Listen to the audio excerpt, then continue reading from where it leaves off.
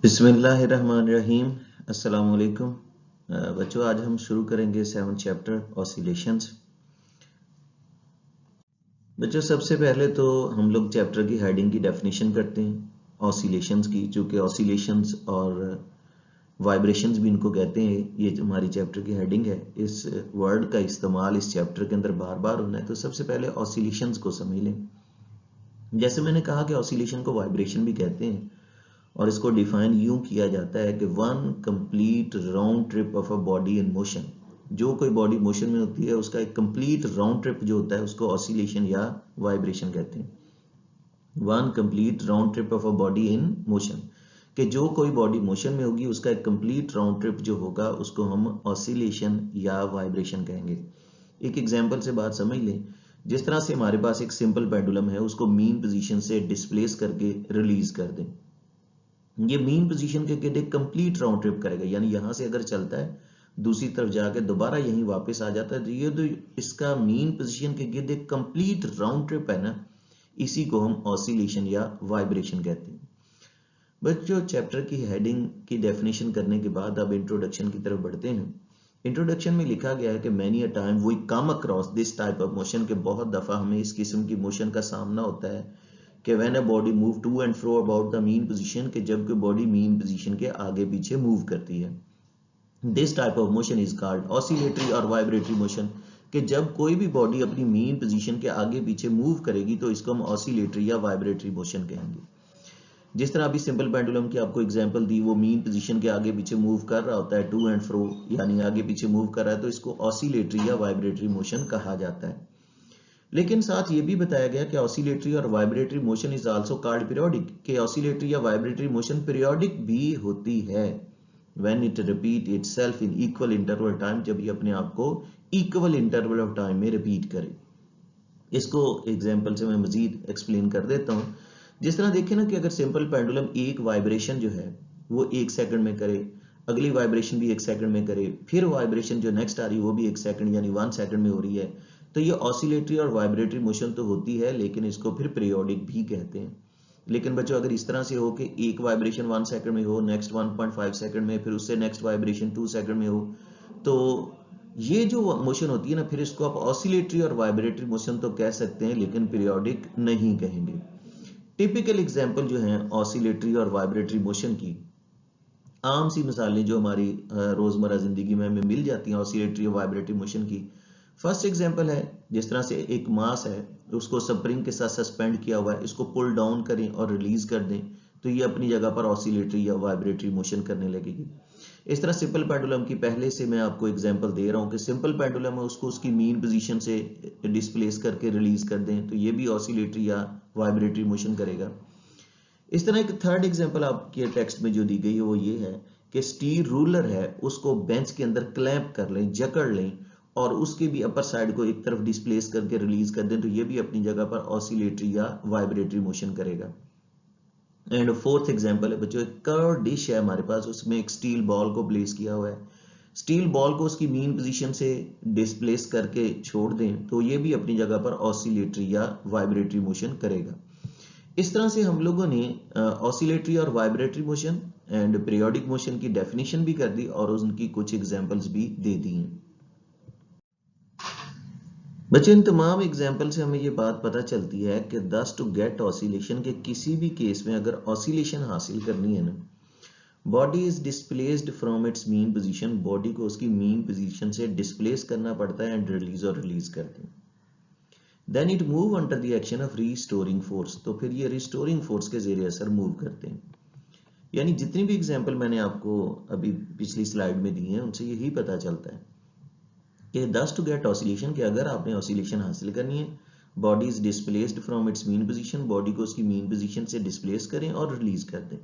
Then it move under the action of restoring force, restore यानी दोबारा बहाल करने वाली, वो उसको मीन पोजीशन की तरफ लाना चाहती है, उसके जरिए असर मूव करता है। अच्छा, रीस्टोरिंग फोर्स इसको मीन पोजीशन पे ले भी आती है, लेकिन एनर्शिया की वजह से यहाँ रुकेगा नहीं। एनर्शिया किसी बॉडी की प्रॉपर्टी होती है जिसकी बिना पर वो अपनी स्टेट ऑफ रेस्ट या मोशन को कंटिन्यू करते हैं। यहाँ ये स्टेट ऑफ मोशन को कंटिन्यू करेगा, रुकेगा नहीं यहाँ एनर्शिया की वजह से, और दूसरी एक्सट्रीम पोजीशन पे चला जाएगा। रिस्टोरिंग फोर्स फिर वहां से इसको मीन पोजीशन की तरफ लेके आती है। यानी रिस्टोरिंग फोर्स हमेशा इसको मीन पोजीशन की तरफ लाने की कोशिश करती है, लेकिन इनर्शिया की वजह से ओवरशूट करके दूसरी एक्सट्रीम पोजीशन पे चला जाता है। वहां से रिस्टोरिंग फोर्स फिर मीन पोजीशन पे लाती है। तो जो रिस्टोरिंग फोर्स होती है ना, हमेशा मीन पोजीशन की तरफ डायरेक्टेड होती है। और याद रखिएगा, फोर्स जिधर को लगे उधर को ही एक्सेलेरेशन पैदा करती है। तो अगर रिस्टोरिंग फोर्स मीन पोजीशन की तरफ डायरेक्टेड है तो उससे पैदा होने वाला एक्सेलेरेशन जो होगा वो भी मीन पोजीशन की तरफ ही डायरेक्टेड होगा। बच्चों, नेक्स्ट कुछ और इंपॉर्टेंट पॉइंट हैं जो आप लोगों को इसी इंट्रोडक्शन में बताने हैं कि जो वाइब्रेटिंग बॉडीज होती है ना, दे प्रोड्यूस वेव्स, वो वेव्स पैदा करती हैं। हमें ये समझना होगा कि जितनी भी वाइब्रेटिंग बॉडीज हैं उनसे वेव्स जनरेट होती हैं। जिस तरह से ये गिटार या सितार वगैरह की स्ट्रिंग्स जब वाइब्रेट करती हैं तो इनसे साउंड वेव्स जनरेट होती हैं। हमारे इर्द गिर्द बहुत सारे ऐसे फिनोमेना मौजूद हैं कि उनको समझने के लिए हमें वेव्स और ऑसिलेशंस को समझना पड़ेगा। जैसे कि बहुत सारी बिग बिल्डिंग्स हैं, स्काई स्क्रैपर्स हैं या ओवरहेड ब्रिजेस हैं, दे सीम्स टू बी रिजिड। ये आपको लगता होगा जैसे ये सख्त है, बट एक्चुअली दे वाइब्रेट, ये वाइब्रेट करते हैं। Engineer and architect who design and build them, engineer architect जो इनको डिजाइन करते हैं, इनको बिल्ड करते हैं, keep this fact in mind, वो ये हकीकत जरूर ज़हन में रखते हैं। आप कभी भी ओवरहेड ब्रिज को देखें तो आपको इनमें यहाँ गैप्स नजर आएंगे। ऊपर से अगर आप इसके गुजरे तो वहां भी आप लोगों को इनमें कट्स नजर आएंगे। जब आप लोग किसी ओवरहेड ब्रिज के ऊपर खड़े हो, हैवी ट्रैफिक गुजरे, इसकी रेलिंग के साथ आप खड़े हो जाएं, तो जैसे हैवी ट्रैफिक गुजरेगी तो आप इसकी वाइब्रेशन को भी फील कर सकते हैं। और ये जो कट्स वगैरह रखे जाते हैं, ये आप लोग देख सकते हैं पिलर्स के ऊपर जो बीम्स डाली गई हैं उनके दरमियान ये जो गैप रखे जाते हैं, ये गैप्स इन्हीं वाइब्रेशन को हैंडल करने के लिए रखे जाते हैं।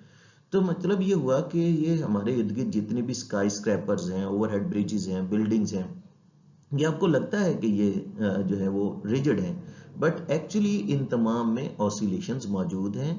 जो भी इंजीनियर या आर्किटेक्ट इनको डिजाइन करते हैं, इनको बिल्ड करते हैं, keep this fact into account, वो ये जरूर बात ज़हन में रखते हैं कि इन्होंने वाइब्रेट करना है। तो लिहाजा इसीलिए हमें ऑसिलेशन को समझना जरूरी है। अब हम शुरू करेंगे अपना फर्स्ट टॉपिक। बच्चों, स्टार्ट करते हैं अपना first topic, simple harmonic motion. इसको आपको समझना बहुत ज़रूरी है क्योंकि सिंपल हार्मोनिक मोशन की बेसिक समझ आएंगी तो आगे हमें चैप्टर में जब सिंपल हार्मोनिक मोशन का इस्तेमाल होगा तो उन टॉपिक्स को भी हम समझ सकेंगे। बच्चों, सिंपल हार्मोनिक मोशन की एक्सपेरिमेंटल अरेंजमेंट कुछ इस तरह से है कि consider object of mass m, कि लेट्स से कि हमारे पास एक ऑब्जेक्ट है जिसकी मास m है, attach to the one end of the elastic spring, वो इलास्टिक स्प्रिंग के एक एंड पर अटैच है। कैन मूव फ्रीली, और ये फ्रीली मूव कर सकता है on a frictionless horizontal surface, एक फ्रिक्शनलेस हॉरिजॉन्टल सरफेस पे। अच्छा, तो इस एक्सपेरिमेंटल अरेंजमेंट में हमें जो बातें समझाई गई हैं वो कुछ इस तरह से हैं कि एक इलास्टिक स्प्रिंग है, उसके एक एंड पर आप मास m अटैच कर दें, सेकंड एंड तो उसका वैसे रिजिड सपोर्ट के साथ बाइंड किया हुआ है। फिर ये फ्रिक्शनलेस हॉरिजॉन्टल सरफेस पे मूव कर रहा है। ये सरफेस हॉरिजॉन्टल तो है लेकिन फ्रिक्शनलेस नहीं है। वो एक आइडियल कंडीशन है ताकि हमें फोर्स ऑफ फ्रिक्शन को कंसीडर ना करना पड़े। तो बच्चों, सिंपल हार्मोनिक मोशन की जो एक्सपेरिमेंटल अरेंजमेंट है वो आपको कन्वे कर दी गई है कि consider object of mass m, कि हमारे पास एक ऑब्जेक्ट है जिसकी मास m है, attach to the one end of the elastic spring, वो इलास्टिक स्प्रिंग के एंड पर अटैच है, एंड कैन मूव फ्रीली, और फ्रीली मूव कर सकता है on a frictionless horizontal surface, एक फ्रिक्शनलेस हॉरिजॉन्टल सरफेस पे। अच्छा, अब now the mass m is displaced toward right. अब हम इस मास m को राइट साइड की तरफ डिस्प्लेस कर देंगे थ्रू डिस्टेंस x तक। अच्छा, जब हमने इसको डिस्प्लेस करना है ना O से A तक, जो इसकी डिस्प्लेसमेंट x होगी, तो जाहिर है इस पर फोर्स तो लगाई होगी ना, तो force on it at any instant according to Hooke's law जो है ना वो F is equal to kx है। ये हुक्स लॉ हमें यही बताता है कि अगर आपने कम एक्सटेंशन करवाई है तो कम फोर्स है, ज्यादा एक्सटेंशन करवाएंगे तो फोर्स भी ज्यादा लगेगी। तो F डायरेक्टली प्रोपोर्शनल x होता है, तो F इज इक्वल टू क्या हो जाएगा, kx। यानी जो मास m है ना उसको हमने डिस्प्लेस करवा दिया टूवर्ड राइट, और कितना डिस्प्लेस करवाया, x। तो अकॉर्डिंग टू हुक्स लॉ जो इसके ऊपर फोर्स है वो F is equal to kx होगी। बच्चों, K के बारे में कुछ इन्फॉर्मेशन है वो जरूर याद रखें कि K कांस्टेंट प्रोपोर्शनलिटी है, इसे स्प्रिंग कांस्टेंट कहा जाता है। K कांस्टेंट प्रोपोर्शनलिटी इसे स्प्रिंग कांस्टेंट कहते हैं, और ये नेचर ऑफ स्प्रिंग पे डिपेंड करता है। मतलब जिस भी मटेरियल का स्प्रिंग बनाया होगा उस लिहाज से इसकी वैल्यू होगी। डिफरेंट मटेरियल के लिए डिफरेंट वैल्यू होती है, लेकिन हर एक मटेरियल के लिए कांस्टेंट होती है। तो बहरहाल K कांस्टेंट प्रोपोर्शनलिटी है, स्प्रिंग कांस्टेंट इसको कहते हैं, नेचर ऑफ स्प्रिंग पे डिपेंड करता है। क्योंकि F is equal to k x है तो K is equal to F over x होगा, तो इसका ऐसा यूनिट न्यूटन पर मीटर बनेगा। न्यूटन और मीटर की डायमेंशंस पुट करके इसको जरूर सॉल्व करके देखें कि इसकी डायमेंशन हमारे पास क्या बनती है।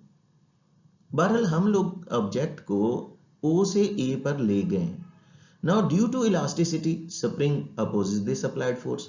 अब इलास्टिसिटी की वजह से स्प्रिंग ने इस अप्लाइड फोर्स की अपोजिशन करनी, जिसकी वजह से इसको O से A पर ले गए।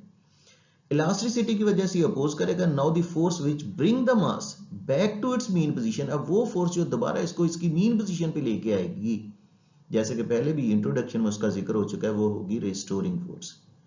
जो रिस्टोरिंग फोर्स होती है ना, वो हमारी इस अप्लाइड फोर्स की इक्वल ही होती है, इक्वल होती है, बट डायरेक्शन में क्या होगी, ऑपोजिट।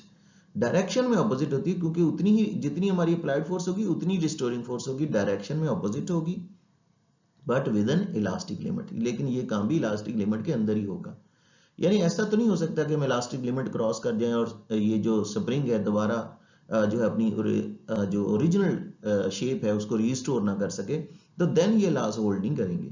तो बहरहाल जो रिस्टोरिंग फोर्स है वो हमारी अप्लाइड फोर्स के इक्वल ही होगी लेकिन डायरेक्शन में ऑपोजिट होगी।